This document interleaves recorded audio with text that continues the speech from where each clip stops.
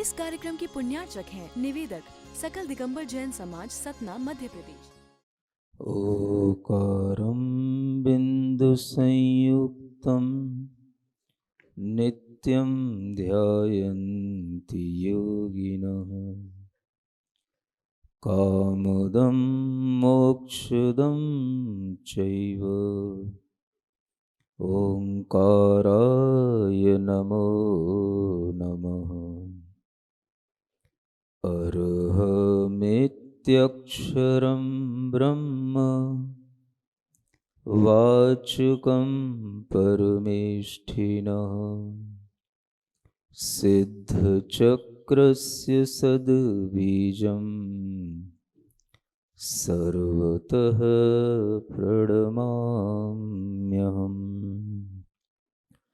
अनंतानंत सिद्ध परमेष्ठी भगवान की, देवादिदेव आदिम तीर्थंकर श्री ऋषभनाथ भगवान की, वर्तमान शासन नायक श्री वर्धमान महावीर भगवान की, महामह नंदीश्वर पर्व की, परम पूज्य आचार्य गुरुवर श्री विद्यासागर जी महाराज की,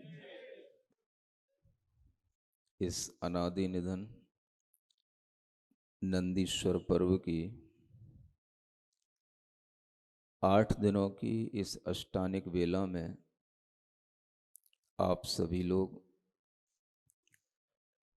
देवों के द्वारा की जाने वाली जिस महामह पूजा का अनुष्ठान कर रहे हैं, वह अनुष्ठान न केवल आपके लिए मंगलमय है, किंतु इस समूचे विश्व के लिए यह अनुष्ठान मंगलमय सिद्ध हो रहा है। दुनिया में एक युद्ध चल रहा था और उस युद्ध का भी विराम होने जा रहा है। आपके मंगलमय भावों की ऊंचाइयां दुनिया तक पहुंचती हैं। अनादि निधन इस नंदीश्वर पर्व में, जहां सर्वत्र 2.5 द्वीप के अंदर 15 कर्म भूमियों में यह अनुष्ठान चल रहा है, उसी क्रम में इस भरत क्षेत्र के अंदर, पूरे विश्व के अंदर देखा जाए तो इतने भव्य तरीके से 5616 जिन बिंबों की साक्षी में यह अनुष्ठान केवल अभी सतना की भूमि पर ही चल रहा है। यह नंदीश्वर का महापर्व आपके जीवन में आने वाले समय में भी बहुत मंगलमय होगा। और यह अनादि निधन पर्व से जब जब हम जुड़ने की कोशिश करेंगे, हमारी आत्मा उस शाश्वत सत्ता को प्राप्त करेगी जिसे मोक्ष की सत्ता कहते हैं।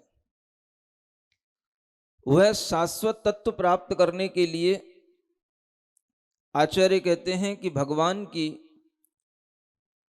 विशुद्धि पूर्वक अनुराग के साथ में जो भक्ति की जाती है, यह भक्ति ही हमारे अंदर उस सम्यक दर्शन का भाव उत्पन्न करती है, जिस सम्यक दर्शन के कारण से जन्म जरा मृत्यु का विनाश निश्चित होता है। जहां दुनिया में हर व्यक्ति आज अपने शरीर की चिंता में लगा हुआ है, अपनी मानसिक चिंताओं को दूर करने के लिए तरह तरह के उपाय करने में लगा हुआ है, वहां पर जब आप अपनी चेतना को मिथ्यात्व के भावों से दूर करने के लिए, कसाई के भावों से दूर करने के लिए और अपने अंतरंग की विशुद्धि को बढ़ाने के लिए जब जिनेंद्र भगवान की आराधना से जुड़ते हैं, तो आपको आत्मिक स्वास्थ्य जब प्राप्त होता है, तो सम्यक दृष्टि जीव के लिए उस आत्मिक स्वास्थ्य की उपलब्धि हो जाने पर फिर उसके लिए न कोई मानसिक चिंताएं रहती हैं, न कोई शारीरिक रोग होते हैं। आप तीनों तरह के लाभ यहां बैठे बैठे प्राप्त कर रहे हैं। आपको शारीरिक स्वास्थ्य का भी बहुत अच्छा लाभ हो रहा है। दुनिया में कहीं भी जाकर के देखोगे बहुत प्रदूषण मिलेगा। और बहुत प्रदूषण इन दिनों में दिल्ली के एरिया में तो एनसीआर में तो बहुत बढ़ रहा है, इसलिए कुछ लोग वहां से बच करके यहां तक चले आए। जान बचे तो लाखों पाए। जब जान बचती है तो लाखों पाए जाते हैं, तो हजारों अगर थोड़े से दान भी कर दिए जाएं तो कोई फर्क नहीं पड़ता है। डॉक्टर को दिए जाएं उससे अच्छा तो भगवान जिनेंद्र देव के चरणों में अर्पित कर दिए जाएं तो वह हमारे लिए बड़ा ही पुण्य का कार्य होता है। शारीरिक स्वास्थ्य आपको यहां मिल रहा है। आपके मन की प्रसन्नता, आपकी चिंताओं को जब दूर करके आपका मन भगवान की आराधना में लगाती है, यहां पर तरह तरह के आयोजन आपके सामने हैं। और ये एक ऐसा माहौल आपके समक्ष होता है जब आपका मानसिक स्वास्थ्य चरम पर होता है। संगीत भी है, नृत्य भी है, सुंदर सुंदर दृश्य भी हैं, मंगल मंगल भगवान के बिंब भी हैं, और एक दूसरे के साथ बैठ करके जब हम हिलमिल करके इस तरह का वातावरण तैयार करते हैं तो यहां आने वाला व्यक्ति किसी भी प्रकार के मानसिक रोग से ग्रस्त रह ही नहीं सकता।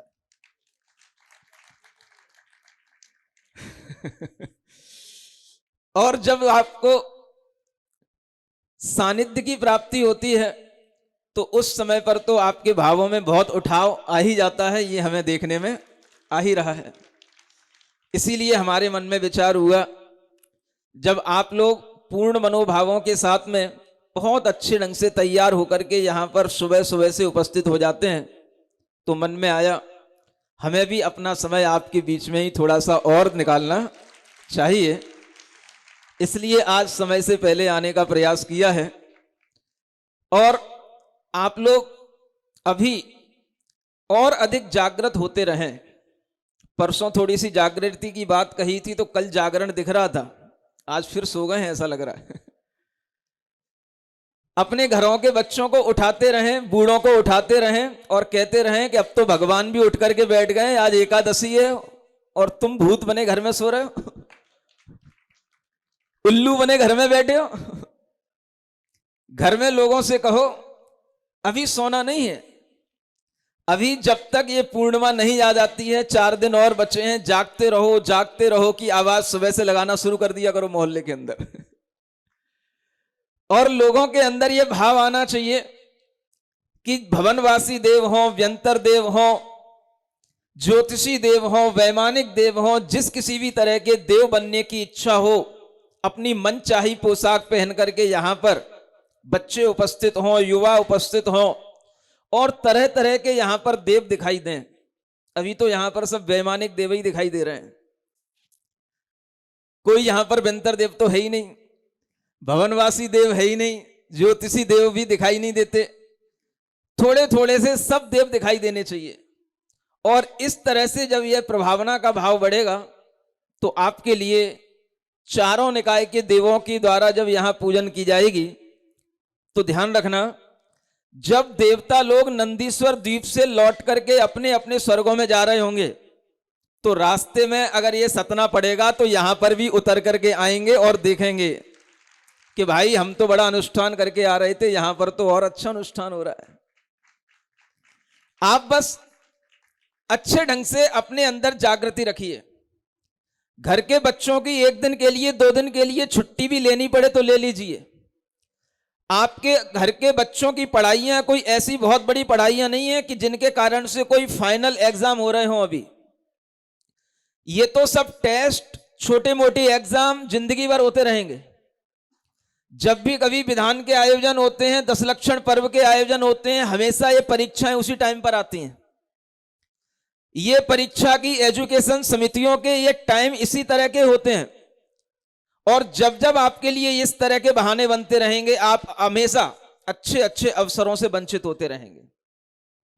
कल एक यहां पर इंश्योरेंस कंपनी में काम करने वाला एक लड़का है, शुभम जैन, जानते हो आप, गवर्नमेंट का वह जो है अपना एम्प्लॉई है। अब उसको जो है कल टिकट लेकर के आचार्य श्री के पास दर्शन करने जाना था,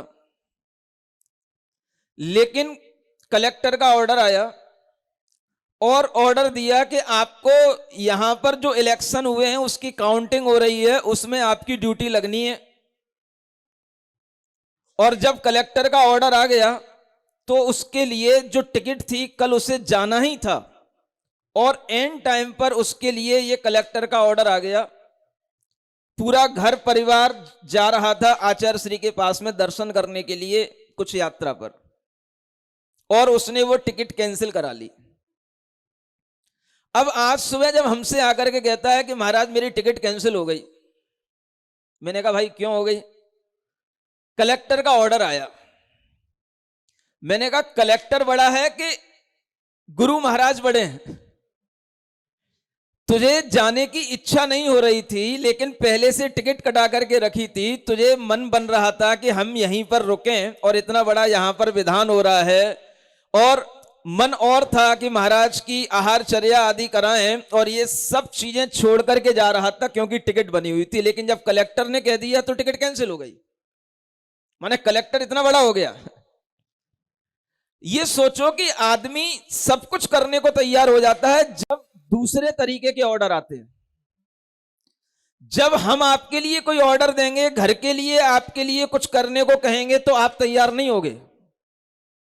लेकिन जब कोई दूसरे ऑफिसर आपके लिए ऑर्डर देते हैं तो आप उन ऑर्डरों को मान लेते हो। अब सब टिकट कैंसिल हो गई, सारी प्रोग्रामिंग कैंसिल हो गई, और वैसे अपने आप से मन नहीं बन रहा था कि हम यहां पर टिकट कैंसिल करा लें, कि हमें वहां जाना था, हम बाद में भी जा सकते हैं, अभी यहां पर विधान चल रहा है, यहां पर इतना अच्छा माहौल बना हुआ है, हम यहां का आनंद लें।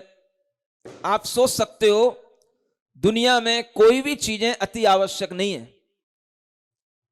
छुट्टियां भी मिलती हैं तो समय पर मिल जाती हैं, और अगर कोई ऊपर वाला ऑर्डर देता है तो आपकी सारी आगे की व्यवस्थाएं भी कैंसिल हो जाती हैं, सब कुछ हो जाता है। बस आपका मन होना चाहिए। बच्चों के पेपर चल रहे हैं, पढ़ाइयां चल रही हैं, ये सब पढ़ाइयां जिंदगी भर चलती रहेंगी, और पढ़ पढ़ करके भी बच्चे कुछ नहीं बनते हैं। जो बनना है वो हमें दिख रहा है क्या बन रहे हैं वो। आप भगवान के पूजा करने के लिए इस तरह का मन बनाइए कि इन नंदीश्वर के पर्वों में हर एक बच्चा, हर एक बड़ा शामिल हो। मैं आपको उस सम्यक दर्शन की प्रभावना का एक भाव बताना चाहता हूं कि जब सम्यक दर्शन की बात आती है, प्रभावना की बात आती है, तो कैसे लोग प्रभावना करने के लिए पहले से तैयार होते हैं और कैसे अपनी तैयारी करके रखते हैं। बात है मथुरा की। मथुरा का नाम सुना? उस मथुरा में एक घटना घटी। एक बार दो मुनि महाराज चले जा रहे थे और उस शहर से निकले। मुनि महाराज ने एक कन्या को देखा, और जो कन्या बहुत ही अनाथ थी, जिसका चेहरा देख करके लग रहा था कि सारा दुर्भाग्य इसी के ऊपर आ पड़ा है। उसकी सकल सूरत को देख करके पीछे चलने वाले मुनि महाराज ने कहा, जिनका नाम था सुनंदन, महाराज ने कहा देखो इस कन्या का कैसा दुर्भाग्य है कि यह कन्या को खाने तक को नहीं मिल रहा है, और कैसे ये 2-3 साल की बच्ची होकर के भी इसका कोई पालन पोषण करने वाला नहीं है, कैसी अनाथ पड़ी हुई ये बच्ची है। आगे जो मुनि महाराज चल रहे थे उनका नाम था अभिनंदन, और उन मुनि महाराज ने कहा देखो आप जो कह रहे हो वो तो सही है, लेकिन जीव के कर्मों के फल से उसे तरह तरह के सुख दुख मिलते रहते हैं, और वो समय समय पर मिलते रहते हैं। आपको पता नहीं है, ये जो कन्या आपको दिख रही है, इस कन्या का दुर्भाग्य वास्तव में इतना बड़ा है कि जब ये गर्भ में आई, इसका पिता राजश्रेष्ठी था।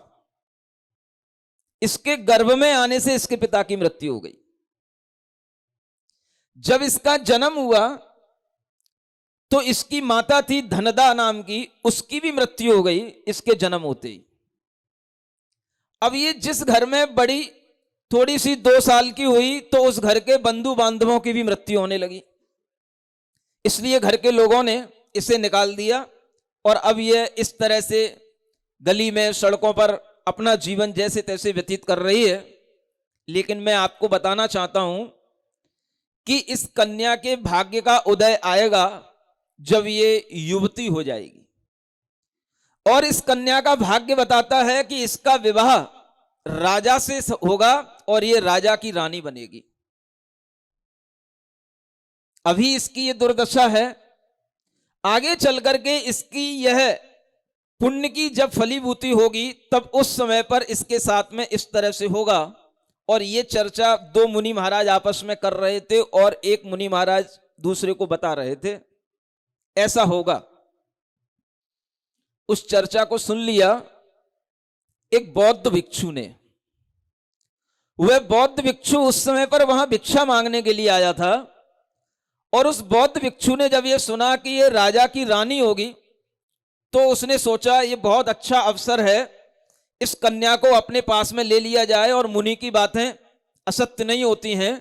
और वह उस कन्या को लेकर के अपने बौद्ध विहार में ले गया जहां पर कि अनेक बौद्ध भिक्षु रहा करते थे, और उसका वहां पर पालन पोषण करने लगा।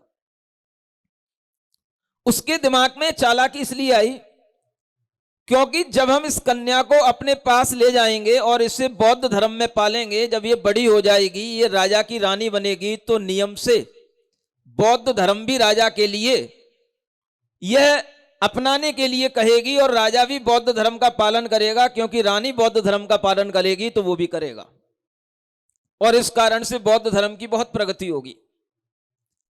कन्या को ले गया, अब उसको पालन पोषण किया, धीरे धीरे वो कन्या बढ़ गई, वृद्धि को प्राप्त हो गई, युवावस्था आ गई, और यौवन अवस्था में उस कन्या में इतना सौंदर्य आने लगा कि उस कन्या के हाव भाव विलास सब कुछ दूसरों को आकर्षित करने वाले हो गए।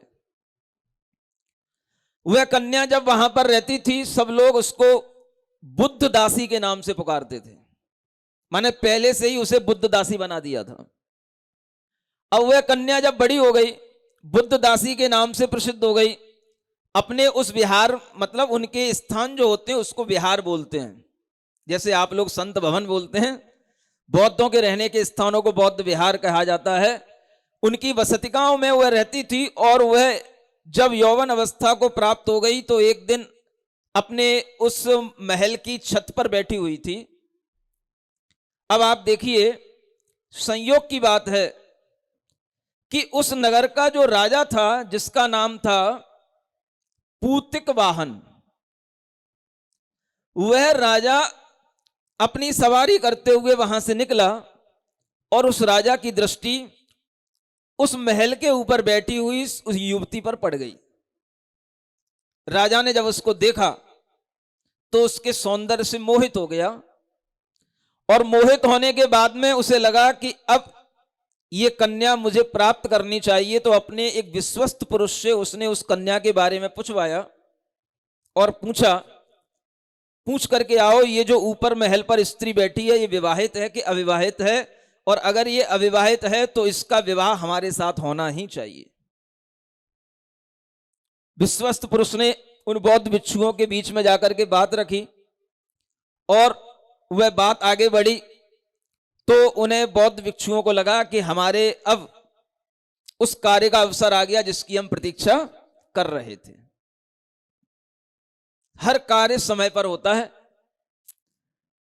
पूर्व में किए हुए पुण्य और पाप भी समय पर फलते हैं। पुण्यम वा पापम वा यत् काले जंतुना समाचरितम तत्तत् समये तस्य ही तत्तत् समये तस्य ही सुखम च दुखम समायोजयति। जिस जीव ने जिस समय पर जिस तरह के पुण्य या पाप अर्जित किए हैं, वह समय आने पर उसे सुख या दुख अवश्य देते हैं, उसे सुख और दुखों से जोड़ देते हैं। ये पुण्य और पाप की कहानी है। आप सोचें कि वह कन्या कितनी दुर्भाग्यवती थी जब वह गर्भ में आई, और जब वह यौवन अवस्था को प्राप्त हो गई तो अब उसे राजा विवाहित करने के लिए तैयार हो गया। और जब उन बौद्ध भिक्षुओं ने देखा तो उन्होंने उसको सहर्ष स्वीकृति दे दी और कहा राजा के लिए यह कन्या तभी मिलेगी जब राजा इसे अपनी अग्र महसी बनाएगा। महसी समझते हो? रानी को महसी कहते हैं। अग्र रानी माने सब रानियों में अग्रगण्य बनाएगा। इस तरह से उस राजा के लिए जब स्वीकारता की भावना आ गई कि हां मैं इसको अपनी मुख्य रानी बनाऊंगा, तो उसका विवाह उस राजा से हो गया। अब राजा पूतिक वाहन का विवाह उस बुद्ध दासी से हो गया और उस राजा की पहले से भी एक रानी थी जो जैन धर्म की बहुत बड़ी भक्त थी। उसका नियम था जब भी नंदीश्वर के पर्व आते थे तो नंदीश्वर के पर्व में वह पहले तो नंदीश्वर की पूजा करती थी और नंदीश्वर की पूजा करने के उपरांत अंतिम दिन वह एक बहुत बड़ी रथ यात्रा निकालती थी। यह नियम किसका था? राजा का नहीं था, रानियों का था, रानी का था। समझ आ रहा है?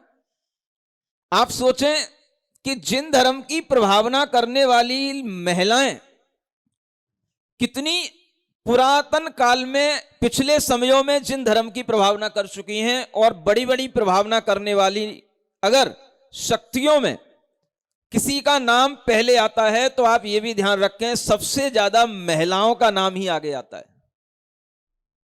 जिन धर्म की प्रभावना करने के लिए सबसे ज्यादा नाम महिलाओं का आगे आता है। यह बात अलग है कि आपके सामने पुरुष आगे बैठते हैं, लेकिन जो श्रद्धा जो भक्ति महिलाओं में होती है वो भक्ति पुरुषों में नहीं होती है। यह भी आप ध्यान में रखना। अब महिलाएं ताली बजा पाएंगी, पुरुष तो नहीं बजाएंगे। या फिर वो पुरुष बजा लेंगे जिनकी महिलाएं उन्हें लगता हो कि हाँ भाई धार्मिक है तो कोई बात नहीं, अपनी महिला की खुशी में भी, अपनी बहू और बेटी की खुशी में भी तालियां बजा सकते हैं। एक नहीं कई महिलाएं दक्षिण भारत में तो नामों की बढ़वार है। न जाने कितनी रानियां कितनी देवियां दक्षिण भारत में जिन धर्म की प्रभावना की हैं, और उत्तर भारत में भी कम नाम आते हैं। एक नाम मैं ढूंढ करके लाया हूं आपके लिए, कहीं ऐसा ना समझना कि उत्तर भारत में कभी रानियों ने धर्म की प्रभावना नहीं की। जब उस रानी के सामने बात आई कि नंदीश्वर के पर्व आ रहे हैं और इस नंदीश्वर के पर्व में हमें पूजा करना है, रथ यात्रा निकालना है, तो उस उत्सव की तैयारी करने के लिए उसने राजा से कहा। तैयारी करने के लिए बहुत सारी सामग्रियों की जरूरत होती है। वो सब सामग्रियों के लिए उसने राजा से निवेदन किया। राजा ने उसको सामग्री दे दी, करो व्यवस्था। राजा ने सब कर दी। राजा राजा ही होता है, राजा न्यूट्रल होता है, जिस रानी को जो करना है करे। क्या कर सकते हैं? अब जब उसने देखा बुद्ध दासी ने कि यह रथोत्सव निकालेगी, तो उसके मन में आया कि इसका रथोत्सव मैं नहीं निकलने दूंगी, मैं इसके रथोत्सव में अड़चन डालूंगी और पहले रथोत्सव में अपना निकलवाऊंगी। उसने राजा से कहा कि यह बुद्ध धर्म बहुत बड़ा धर्म है और इस पर्व के दिनों में पहले रथ उत्सव बुद्ध का निकलना चाहिए, बुद्ध देव का निकलना चाहिए। तो राजा ने कहा आप निकालो, कोई दिक्कत नहीं। अब राजा ने उसके लिए भी आदेश दे दिया, इसके लिए भी आदेश दे दिया, और अड़चन खड़ी हो गई कि पहले किसका निकलेगा। जो भी पूजा के लिए सामग्री की आवश्यकता थी सब राजा ने उस बुद्ध दासी को भी दे दी, और वह जो अपनी रानी थी उसकी पहले से, उस रानी का नाम था उर्विला। अच्छी रानियों के नाम भी याद कर लिया करो, बोलो मुंह से, उर्विला। ऊपे अच्छे नाम मिलते नहीं तुम लोगों को। हाँ, अगर कभी रखना हो, राशि पे आ जाए बेटी का नाम, तो ऐसी सम्यक दृष्टि महाप्रभावक रानियों बेटियों के नाम अपने घर में जरूर रखा करो। वह उर्विला रानी को लगा कि ये कैसी मेरी सौत आ गई। सौत बोलते ना, सौतन। अब वो सौतन जो मेरे काम में व्यवधान डाल रही है, मेरी पूजा में व्यवधान डाल रही है, और कह रही है कि पहले ये मेरा रथ निकलेगा। तो उसने जाकर के राजा से कहा देखो राजन, हम हमेशा से इन 8 दिनों में नंदीश्वर महापर्व की पूजा करते चले आए हैं, हमेशा से नंदीश्वर महापर्व मनाते चले आए हैं, भगवान जिनेंद्र देव की पूजन करते आए हैं और रथ निकालते आए हैं। पहला रथ हम निकालेंगे, हमारा निकलेगा। अगर ये रथ जिनेंद्र भगवान का पहले नहीं निकलेगा और आप अगर उस बुद्ध दासी का साथ देंगे तो मैं अन्न जल छोड़ करके बैठ जाती हूं। मुझे जब तक रथ नहीं निकलेगा तब तक मैं अन्न जल ग्रहण नहीं करूंगी। ऐसा उसने राजा के सामने कह दिया और प्रतिज्ञा कर ली उसने।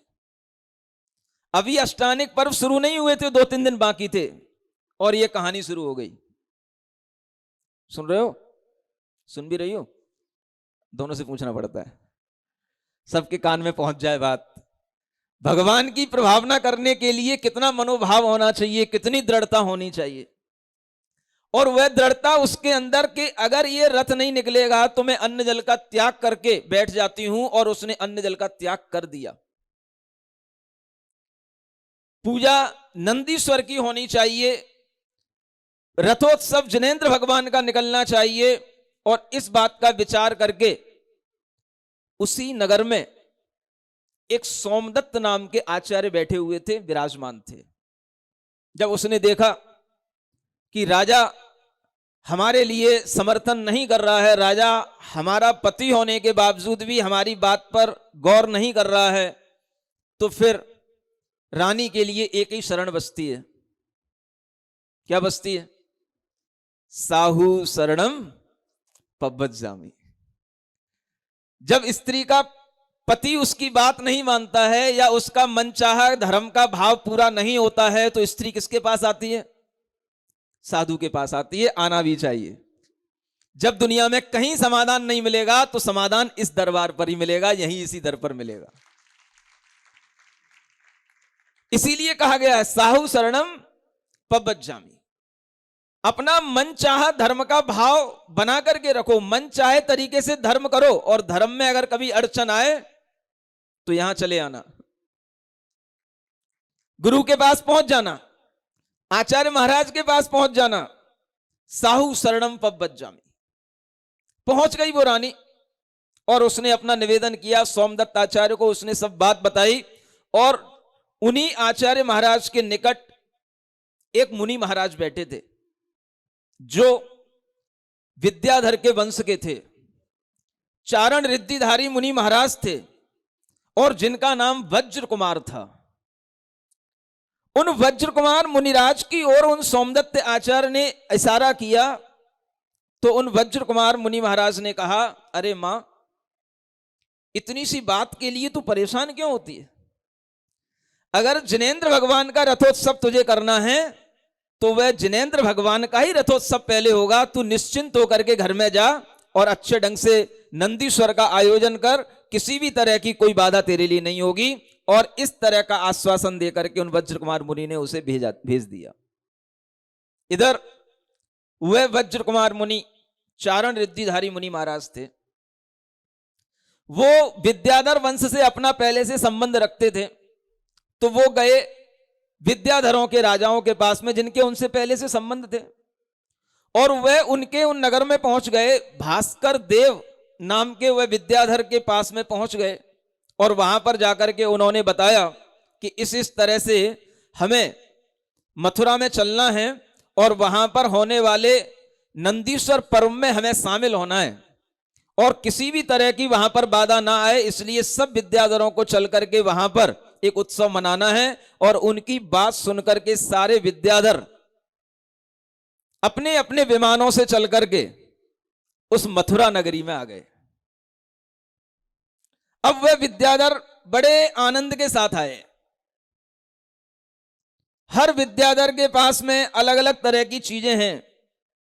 भगवान का उत्सव मनाने के लिए जा रहे हैं, मथुरा नगरी में जा रहे हैं, अष्टानिक पर्व में जा रहे हैं, नंदीश्वर की पूजा करने के लिए जा रहे हैं। तो वो विद्याधर अच्छे अच्छे वस्त्रों में अनेक अनेक तरह से अलंकृत होकर के अपने हाथों में ध्वजाएं लेकर के निकल पड़े। विद्याधरों की सेनाएं निकल पड़ी। जब भी कभी मंगल उत्सव में जाया जाता है तो आप ये सीख लो, इन पौराणिक कथानकों से कि कैसे जाया जाता है। जब हम भगवान के दर्शन पूजन करने के लिए आ रहे हैं तो वह विद्याधर अपने हाथ में तरह तरह के मंगल द्रव्य लेकर के आते हैं। कल यहां पर थोड़ा सा वाद विवाद हो रहा था, द्रव्य हम चढ़ाएंगे, द्रव्य हम चढ़ाएंगे, द्रव्य हम चढ़ाएंगे। आज मैं बताना चाहता हूं द्रव्य कितने प्रकार की होती है। द्रव्य सबको ही चढ़ा सकता है, केवल नारियल का नाम ही द्रव्य नहीं होता है। अगर घर में से कोई भी बच्चा आ रहा है, कोई भी बहू आ रही है, कोई भी बेटा आ रहा है, वह अपने तरीके से अलग अलग तरह की द्रव्य लेकर के आ सकता है। जब वो विद्याधर आए, हाथों में बड़ी अच्छी अच्छी लंबी लंबी ध्वजाएं लेकर के आए और वो ध्वजाओं में मणियों की घंटियां लगी हुई थी। ऐसी मणियों की घंटियों के साथ में होने वाली ध्वजाएं, ये ध्वजाएं हमेशा हर जगह पर होनी चाहिए। हर मंदिर में ध्वजाएं लहरानी चाहिए। जिन मंदिरों में ध्वजाएं नहीं होती हैं उन मंदिरों के कोई भी प्रभावना कभी भी नहीं हो सकती है। आप बड़े बड़े मंदिर बनवाते हैं, उन मंदिरों के ऊपर शिखर बनवाते हैं और उसके ऊपर ध्वजा के नाम पर एक तमंचा सा लगा देते हैं पीतल का। यह कोई काम का नहीं होता, यह सिर्फ एक नेग होता है। वास्तव में ध्वजाएं वह होती हैं जो लहराती हैं। आपको अपने मंदिर में हर तरह से वो व्यवस्था करनी चाहिए कि वो लहराती हुई ध्वजाएं मंदिर में एक नहीं 10-10 ध्वजाएं, 11-11 ध्वजाएं एक एक शिखर पर लहरानी चाहिए। तब जाकर के जिन धर्म की प्रभावना होती है। नहीं तो जिन मंदिर बनाने के बाद भी जैन समाज सूखी पड़ी रहती है और वही कारण है कि यहां की समाज इस तरह से सूखा सूखा आचरण करती है। भगवान के जिनालय के ऊपर, इन मंदिरों के ऊपर, इन मंडपों पर ध्वजाएं हमेशा और अच्छी अच्छी बड़ी बड़ी लहराती हुई ध्वजाएं होनी चाहिए। और ध्वजाएं अपने बहुत बड़ा महत्व रखती हैं। ध्वजाएं अलग होती हैं, पताकाएं अलग होती हैं।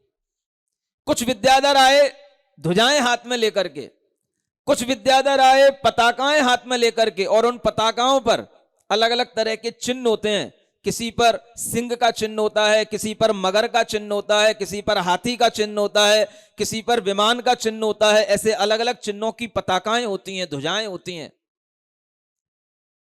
ये आनंद का वातावरण होता है। और कैसे हम अपने घर से मंदिर तक आते हैं, जहां पर नंदीश्वर की पूजन हो रही है वहां तक आते हैं।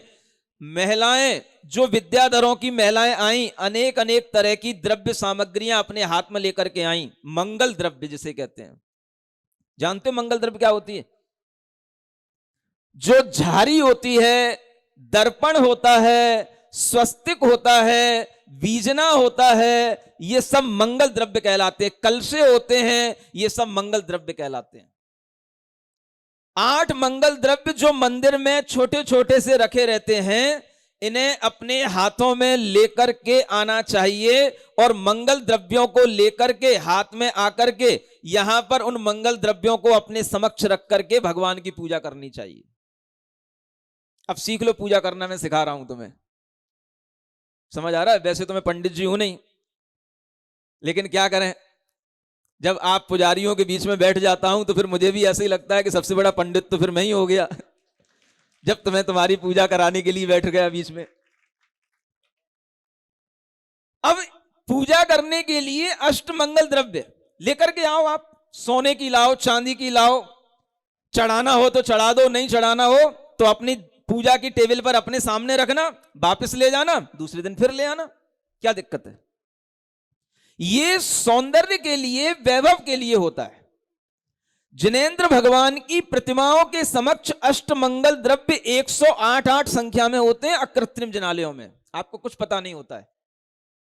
आप एक एक जिनालय के समक्ष उन अष्टमंगल द्रव्यों की स्थापना कर सकते हैं। वह अष्टमंगल द्रव्य आपके समक्ष हो सकती है और उसको आप लेकर के आए। पूजन की सामग्रियां अनेक तरह की होती हैं।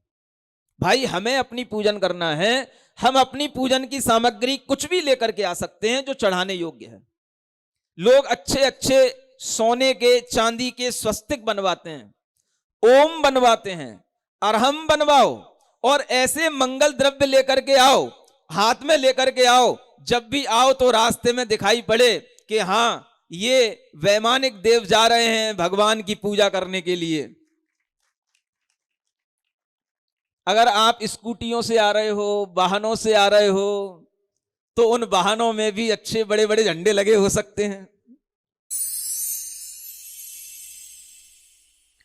सिरिजिणवाणी जग कल्याणी जग जन मदतम मोहरी जनमण हारी गढ़हर हारी जम जरा भव रोग हरि तिथिय राणम दिव्यझुणिम जो पड़ई सुणई मय्ये धारई राणम सौख मणंतम धरिय सासद मोक्ष पदम पावई सासद मोक्ष पदम पावई।